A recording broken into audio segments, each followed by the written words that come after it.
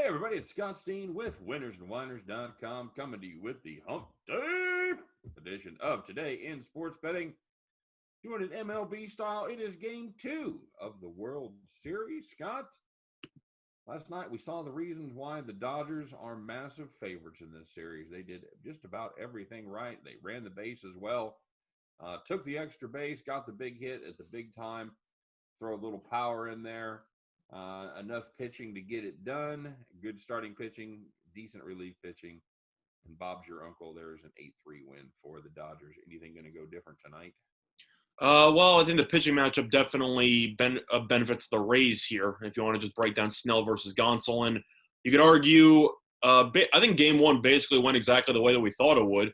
People were talking about how Kershaw's had playoff issues, blah blah blah, and I was talking about how Glass now hasn't looked that good in the playoffs either, and he looked pretty good early on.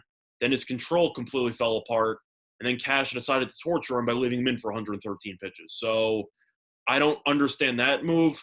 His line looked a lot worse because Yarbrough let everybody left on base score, so his numbers looked a lot worse, but he walked 6 guys. He was all over the place in terms of just overthrowing pitches, etc. And then Cash just took too long to yank him, and his numbers didn't look good. But Kershaw, I know he gave up the home run to Kiermaier. He was magnificent last night. He was phenomenal. He was absolutely outstanding in that game. That's the Kershaw that everybody's come to expect, and giving up the just hung one slider to Kiermaier of all people, who that's not going to be the person you're going to guess is going to hit your home runs, but there you go. So we've got Gonsolin going tonight. He's been less than stellar in the postseason. Is this a chance for the Rays to break through and tie this series 1-1 with their ace Blake Snell on the mound? Well, I talked about how important this game was for the Rays in general for Game 1. I talked about how if Tampa falls behind Game 1, they might have some problems. I don't want to say the series is over after 2 games. If Tampa loses this game, there are some serious issues for Tampa because I don't see them beating Los Angeles 4 out of 6. Yeah. I just don't see that happening. I think that Tampa Bay, once again, if they're going to win games, they need to limit the opponents offensively because they just cannot score themselves. And that was exactly what happened. I know that you can argue, well, Tampa's offense woke up later in the game. I don't care. That's against B relievers that are eating up innings. Floro should never pitch in a close game. It doesn't mean anything to me. Now, for the Dodgers, they scored 8 runs. They just worked so many good counts. They walked all the time. They stole bases. They just did whatever they needed to do to win. And Tampa Bay did none of that because they struck out on what felt like half of their at-bats. It's just how Tampa runs their operation. They either hit home runs or they strike out. They fully embraced the analytic element, and every single year I see teams that make runs by hitting home runs, etc., and they fall short because they go up against teams that get on base. And that reminds me a lot of the Red Sox team that won a couple of years ago, the Houston team that won controversial against the Dodgers. When push came to shove, they didn't need home runs to survive, and it seems like Tampa Bay needs home runs to survive. Is that a fair statement? Yeah, I think so. I mean, nobody strikes out more than Tampa Bay does. They strike out over 10 times a game. They're the only major league team that does it. The Dodgers strike out just over 8. I mean, that's you're giving away basically 2 at bats there, and that's when the home runs ain't coming, or when you're not getting anybody on base in front of them. Then it's solo home runs, but you're still losing. The boom or bust philosophy tends to be a problem. Now, on the other hand, I would say if you've reached the World Series, then that has been a success. Correct. So I'm kind of torn in the middle of that because Tampa Bay ended up being good enough to win the AL. However, I think we can agree that the Dodgers are head and shoulders above any American League team from what we've seen so far. Yeah, I think they're head and shoulders above any team in baseball right now. Correct, but I'm talking just for the opponents the Rays have faced. They faced the Yankees, who had no pitching staff, and they faced Houston, who was borderline 500 during the regular season and who also has no pitching staff. So I think that Tampa could get away with what they're doing offensively. I know that they still were 20 games over in the regular season. I'm not saying that they're a bad team or anything. I'm just saying that I feel like their offense is built on a flawed concept, in my opinion, that isn't good enough to beat the Dodgers. I mean, the Dodgers didn't exactly run through murderer's row either. Correct. They faced they faced the Brewers and The Padres who were injured and the Braves, which I Padres. know is not – the Braves are good, but still they ended up going to 7 games. No, The point that I'm trying to make is that maybe it's just me being anti-analytics completely. I'm in favor of it to some degree with shifting, etc. But this home run or nothing approach in playoff baseball, where every bat means so much. Worst case scenario, build up a pitch count or something. I mean, if you're striking out every 4 pitches, then you're just going to let Kershaw or any other starter go 7 strong. And meanwhile, the Dodgers are forcing 3-2 counts, walking 6 times, and Glasnow's at 113 pitches in the middle of the 5th inning. I think that matters. Well, yeah, it's weird that and that analytics have basically shown us 2 different things in the last 10 years. First analytics ushered in the Moneyball era, where it was all about OBA, keeping the line moving, et cetera, et cetera. And now analytics has been used to justify the all or nothing approach with the home runs. I think that a hybrid of both is warranted, and I think the Dodgers have a hybrid of both, and I think Tampa went all in on the home run or bust system. So I think that the Dodgers are just have an easier time when it comes to scoring runs in comparison to Tampa, who literally needs to hit the ball out of Texas, of all ballparks, which has been kind of an under machine this season. Having to hit the ball out in Texas in order to score any runs whatsoever, that is not sustainable long term. No, that's it. Then that's that new Texas Stadium. They're playing in the wrong. They're playing in the wrong Globe Life Field. If they were in Arlington or if they were in Yankee Stadium, then sure that would work. But they're not. So I think that's a serious problem. Well, even the other Globe Life Park would have worked. Yeah, it would have worked great. But here's the thing. Here's the thing that the Dodgers do, Scott. Not only do they keep the line moving, they led the majors in home runs this year. Yeah, they had a balance of both yesterday. You saw Betts homer, Bellinger homered, a couple people homered, and yet at the same point, the 5th inning when it exploded, you're walking, you're stealing bases, some singles up the middle, stuff like that. They just keep the line moving, and they have the ability to hit the long ball. So I think that they do what Tampa does, but in addition to the home runs, they have other ways of keeping the line moving, and I don't think Tampa has that ability. No, not on a consistent basis. When you strike out the 5th least in baseball and hit the most home runs, you're going to have some success. Correct. And that's exactly the way this season has played out. Both these teams have something in common going back through their series. They both face teams with no pitching, pretty much all the way through, or injured pitching. San Diego had no pitching. Atlanta had no pitching after Fried and Anderson. Is that a trend? Is it all of a sudden, Scott? It seems like this year nobody has a third starter even. Well, I think that injuries played a factor in it. I think the shortened season with the lack of off days completely killed half the rotations in the league. If you just go through it, the issue that you have is the fact that even if you have a good number 3 starter or so, if he struggles early, you don't have any off days to pitch the guy again.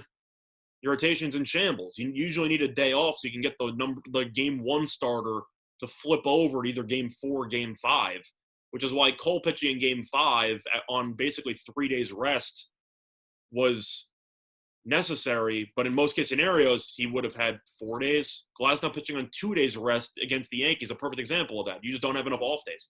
Back in my day, the Aces went 1-4-7, Scott. So you mean when Cy Young was going like 15 innings? I don't mean Big Train Johnson. I mean the 70s. Yeah, I know. I'm messing with you, but I don't know. It's a matter of advances in whether it's science or just knowledge, and people saying with arm fatigue, etc. We don't want to blow their arms out by age 25, and I feel like that's kind of been a reason why people have gravitated towards saving your arms in the rotation. But with the lack of off days, though, the turnaround for especially in must-win games where you have to rely on your key starters on short rest, long term, that could have some serious consequences. How is it that we've made all these advances in science and technology, and yet more people get injured the less innings they throw? Yeah, they got these guys that come out of school, they're doing long toss and all this shit, and they don't hold up. I have no idea. That's an answer. It's really a paradox, and I don't know the answer to that, but I don't know. You've got I don't know what percentage of pitchers in the league have had TJ, but probably it's a lot higher than what it used to be. 20%? Could be. Somewhere in that neighborhood, 15 to 20%. I don't know. Let's talk about the game tonight, man. I think you and I are going to be ultimately probably going in different directions here. I just think this is the only shot the Rays really have is this pitching matchup in particular right here. The I think bullpen. game 3 they have a shot. I know Bueller's on the mound, but Morton's been a big game pitcher. We'll get into that for game 3. Yeah, you're right. So yeah, but I like that. I think you'll agree though that if Tampa loses this game, the series is basically over. They're in a lot of trouble. I mean, never say never. We've seen a couple 3-0 comebacks. Winning 4 out of 6 in a neutral. I know we talked about how the Dodgers should have. I know if you were to look back over the Dodgers' 60-game schedule, I doubt they could find many instances where they've lost 4 of 6. But I know that the Dodgers we mentioned early. This will tie into game 2, so it's not a complete segue. I know we mentioned yesterday, me particularly, about how this is basically a home game for the Dodgers because they should have about 80% of the fans in attendance. Is it even higher than 80%? I swear I heard no Rays fans the entire night. It seemed like every time the Dodgers walked, the stadium erupted. Yeah.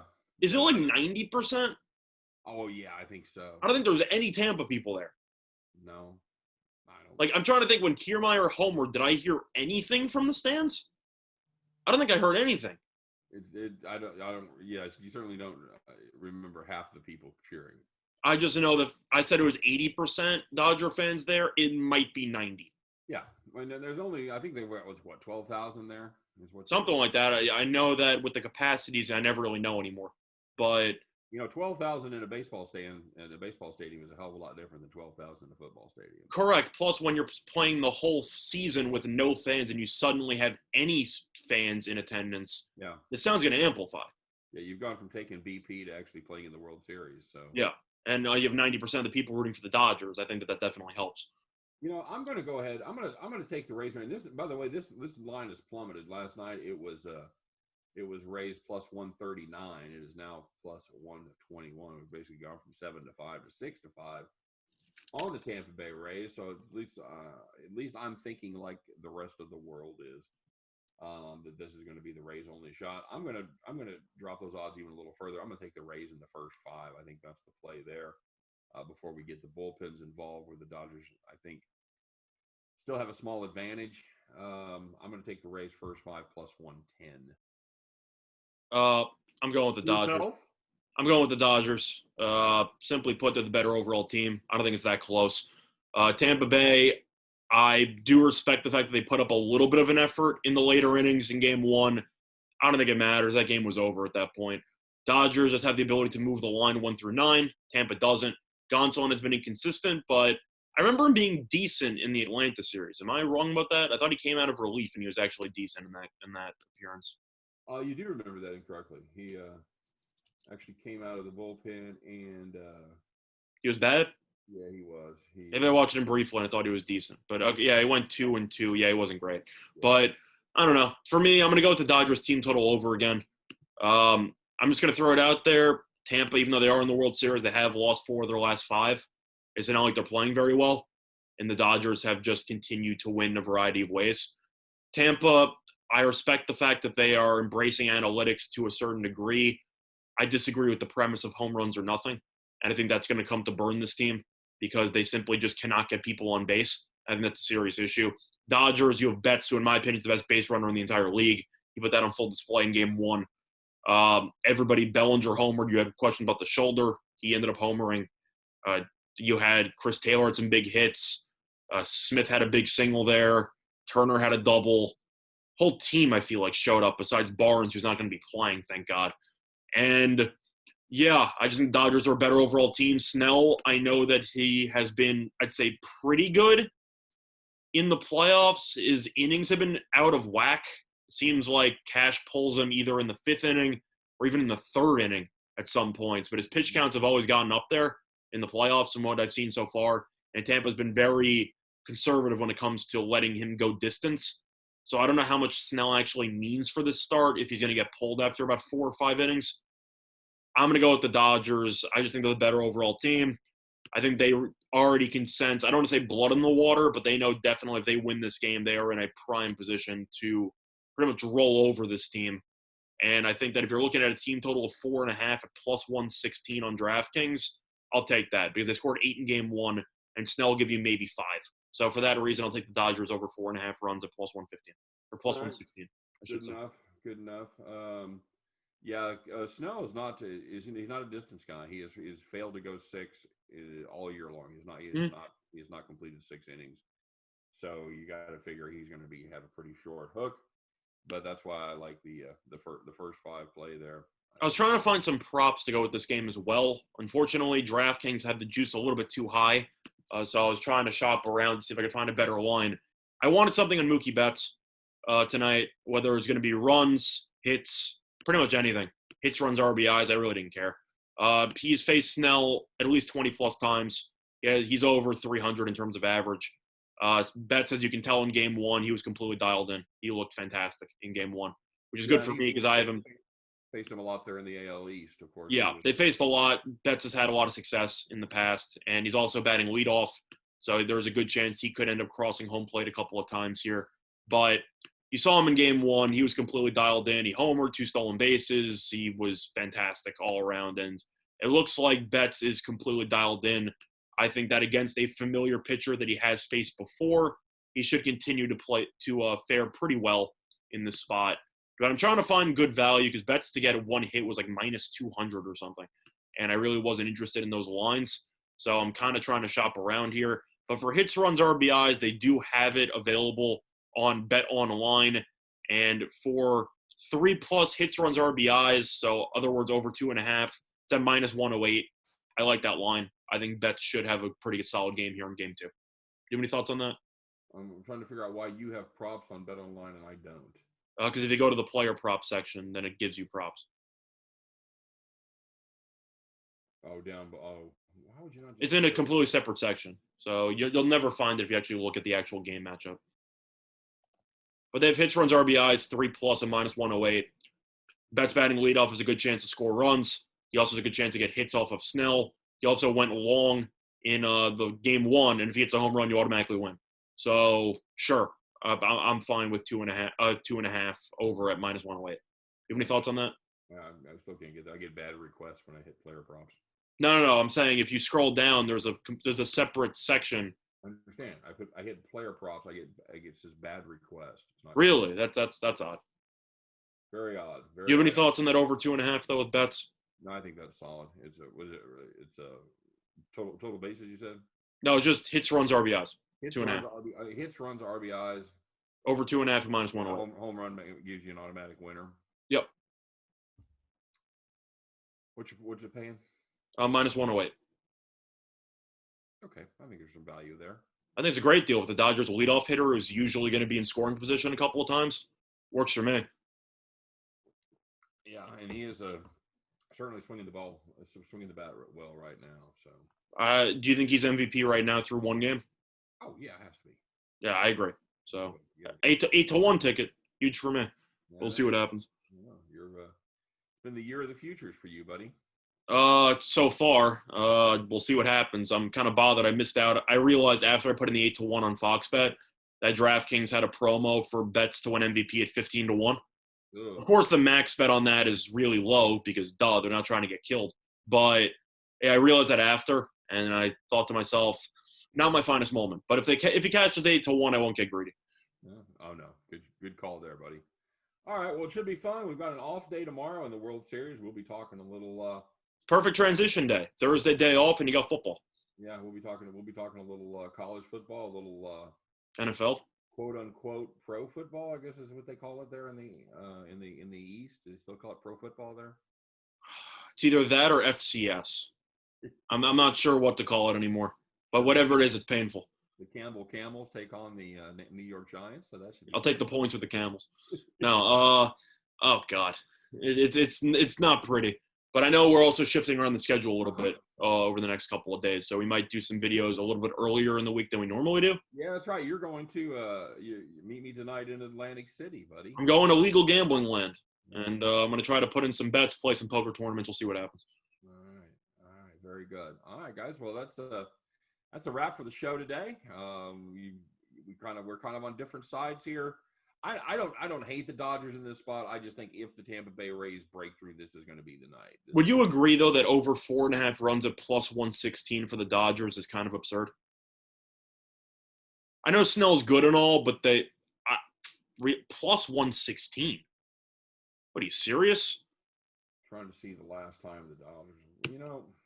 Yeah, I mean, I don't get it. I know that they're the home teams. They might not bat in the ninth, but I mean, 4.5 for a starter who can only go 5 tops? Really? they've scored four. They've scored 4 or less in 3 of their last 5, Scott. So Yeah, it's not like they're just absolutely crushing the ball. correct. I am acknowledging, though, that the last 2 games they have gone over, right? The last, no, they're They won Game 7 4-3 or 5-4? 4-3. Okay, never mind. I thought it was 5-4. But I don't know. It's a matter of just I like this Dodgers lineup, and it feels like everybody's dialed in. Now, I know that they've had some inconsistency issues for the course of the playoffs. Everybody at the plate you feel good about, and it's very rare that you have that. Yeah, it's a 1 through. It is a 1 through 9 team. It's like, oh, who's batting 7th? Will Smith. You're like, I mean, I guess. Even Chris Taylor. It's like, oh, he's batting 9th. How do you do Game 1? He started 2 for 2, and he's a pretty solid hitter. They never stops. Yep, not bad at all. They definitely look dialed in right now. So we'll see how they do with Blake Snell. Do you think Snell? Okay, so even though you like Tampa, let me ask. Even though you like Tampa, do you think that Snell is going to pitch well, or is it just a complete Gonsolin fade? It's a no. It's a combination. Okay. It's a fade of Gonsolin and having Snell who can give me 5 innings and give up 2 runs. Okay. I think that may be enough just for Tampa Bay to be able to scoot by. Now, I just want to ask before we completely wrap up, I don't agree with keeping Glasnow in for 113 pitches when he's clearly struggling on the mound. Do you think part of that had to do with maximizing the amount of bullpen arms for Snell to start before the day off? Or do you think I'm overthinking that? I think you're overthinking. I'm trying to justify what Cash was doing because I have no idea. He still had pretty good stuff. Couldn't find the zone. He was at 113. He was the most pitches he's thrown all year. Yeah, he fell apart. He fell apart there in the 5th, no question about it. I thought he was showing signs of decline in the 4th, and they brought him out for the 5th. And I figured after the I forgot. I thought after the Betts basically stealing home on that ground ball, I thought they were going to pull him at that point. They kept him in. The whole thing fell apart. But part of me thought to myself, well, what's the benefit of keeping Glasnow in when he's clearly struggling? The thought that I had was Snell's pitching Game 2, and you have a day off after. So maybe if Snell gives you 3 or 4, you can just unload the bullpen. I can't. I mean, I'm just trying. It's pure speculation on my part, but I feel like that would make some sense. You got a day off behind it. I mean, Snell's a guy that's going to give you at least 4, probably 5 best case scenario. Well, not necessarily. I mean, Cash has thrown a proclivity to throw him into the 6th if his pitch count is low, and he's. Yeah, but pitch count low against the Dodgers, that's asking a lot. Yeah, you're right. I don't know. I was just a theory that I had to maybe justify what happened. I still don't agree with what Cash did in Game 1, but I just don't see it, Scott. Okay. It was just an idea. I thought maybe. Oh well. All right, there you go. And if you want to be even deeper dive than us two knuckleheads talking about it, make sure you check out winnersandwhiners.com. Deep dives not just into the World Series, but college football, the NFL. The NBA, of course, the NHL right around the corner as well. All the sports that are not happening right now. College basketball, yes, all the sports that are not happening right now. But they will be. They're coming back, whatever that looks like. But college basketball is in what, like a month? Mm-hmm. Yeah. That's my favorite sport, so I'm not sure how they're going to do it. I don't know either, but I'll be betting on it. But as we've certainly shown in a proclivity of Americans to make believe like nothing's really happening. So that's yippee. Oh, you got the Big Ten football starting up this weekend, which was just a perfect sign of that. So we'll see. Of course you do. Yeah, we got football going on, and people in Wisconsin and my old school aren't really going to class.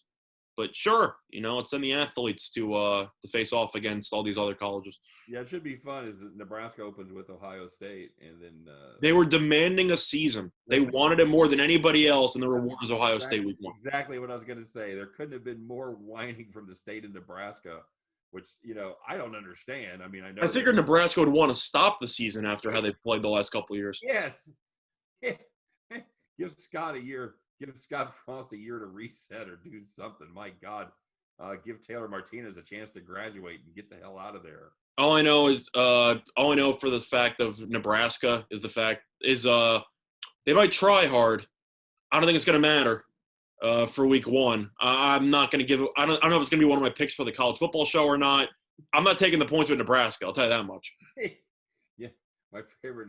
You know what the N on their helmet stands for, Scott? I don't know. Knowledge. Ah, that's a good joke. I hadn't thought about that one. That's a good one. All right. And on that note, now that I pissed off everybody in the great state of Nebraska, I think my work here is done, everybody. So appreciate you watching the show today. As always, make sure you check out winnersandwiners.com. You know the drill. Hope all of your tickets today turn into cash money. And we'll see you tomorrow on Today in Sports Betting. Take care, everybody.